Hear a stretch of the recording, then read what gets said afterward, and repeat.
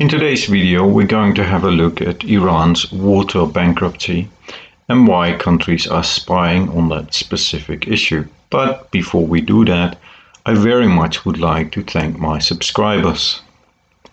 Well, let's have a look here. Here on this picture we can see a very famous bridge in Isfahan, and it covers the Life Giver, which is a famous river in Iran. This picture is about 10 years old, and here is a picture from this year, and as you can see there is absolutely no water. Now let's have a look at who is spying on Iran's water. Basically we can divide them in two groups. On the one group we have Israel, Saudi Arabia and the United Emirates. In the other group we have Germany, France, the UK, Turkey, a little bit China, a little bit US, and then some other members of the European Union. Let's have a look at Group 1 first. So Group 1, Israel, Saudi Arabia. Obviously they not only spy on water. One of the things they look at, we can see here, is the nuclear facility. But they also keep a keen eye on the water situation. They partly do that to see how the development of the country is going, and they partly use that to make unrest in the country. They are masters in sending out Twitter messages, trying to convince people to go onto the street and protest, and as soon as there is a picture of a protest somewhere, many of the Saudi government bots will repeat it and send it to as many people in Iran in the hope that more people will go to the streets and fight against the government. This has very little to do with the actual concern about water. It is more because of political rivalry. Now let's have a look at how bad is the water situation in Iran. Here I have a lake, Lake Baghtagan. This used to be the second biggest lake in Iran, and this is made by Google Earth, as you can see in here the coordinates.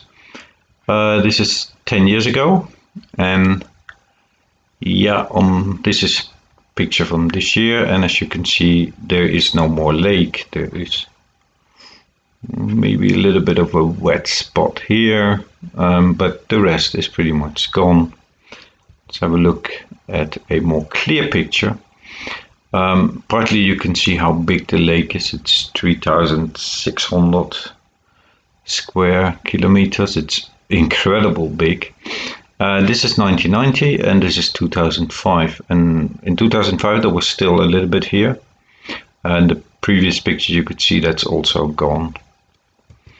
Now here we have another lake. This is Lake Urmia, I'm not sure how to pronounce it, about 10 years ago, and this is about 3-4 years ago. And as you can see, the coastline is receding. Let me show that a bit clearer here.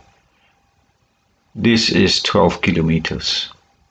Now what happens here is that this is a salt lake because the water can't disappear. You'll get a very, very salty lake, and you'll get dust storms and desertification around it. And this is one of the bigger problems in Iran. Now, why is this happening? Well, first of all, here we have a population. This is roughly 1960, and they have 20 million people. And here we're in 2020, and they have 83 million people. Now, more people means more water. The actual household water use in Iran is roughly 3 to 4%, and the industry use is also roughly 3 to 4%, which leaves 92 to 94%, which goes to agriculture. Now, with the sanctions from 1997, the regime in Iran decided that it would be a good idea to have a home food production, pretty much trying to become self-sustainable. Now in 81 the sanctions disappeared, but shortly after there were new sanctions, and since then it's been two things we can see. Here we have a period with sanctions, and we can see there's a nice increase in population.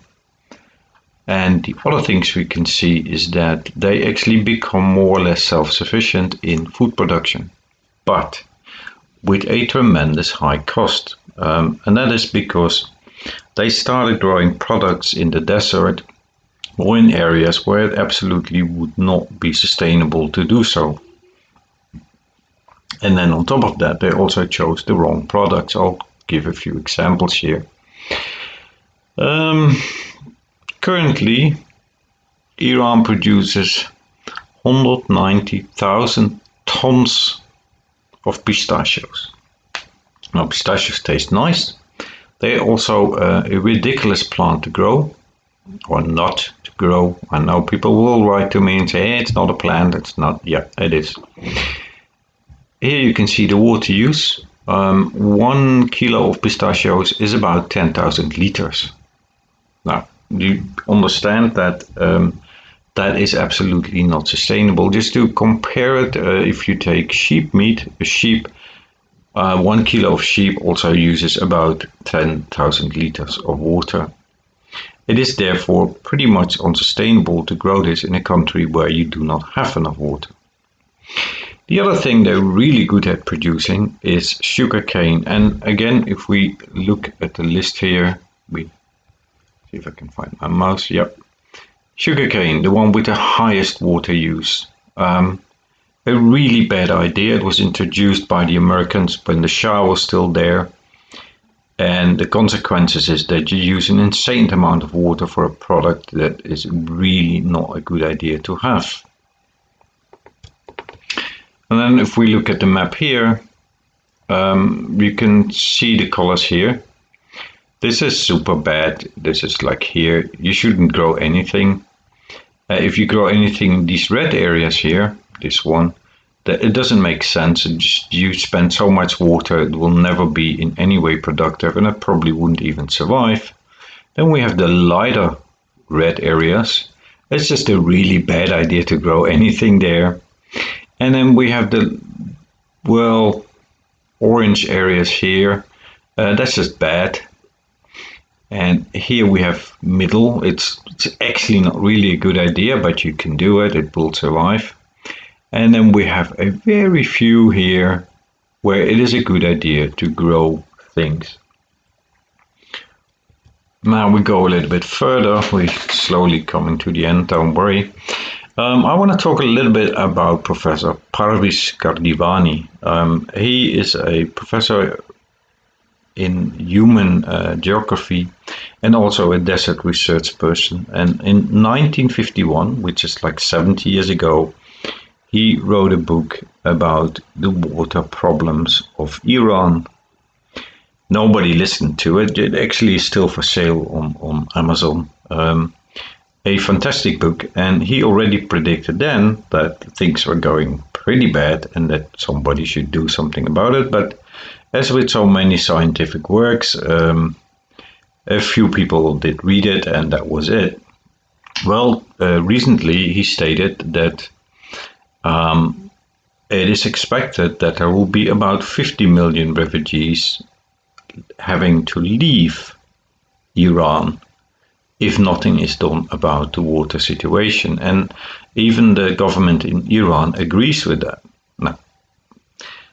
Now you're probably wondering, but this used to be a spy channel, and why are we talking about this? Well, we'll come to this. So here's Iran. And Iran is a Shia Muslim. And then there is Azerbaijan, which is predominantly Shia Muslim, and here's Iraq, and it's also Shia Muslim. All the other countries are Sunni Muslims, and that means that when these people, 50 million people, let's say maybe it's a bit too much, let's say it's only 30 million, if they have to flee, there is pretty much only one place where they can go, and that is through Turkey and go to Europe. And that is the explanation why the West European countries are spying on the water situation, because although Germany is very happy if they could get 300,000 to 400,000 new people coming each year, they're definitely not waiting for maybe 10, 15 or 20 million people. Well, I hope you enjoyed the video. Thanks for watching. Until next time.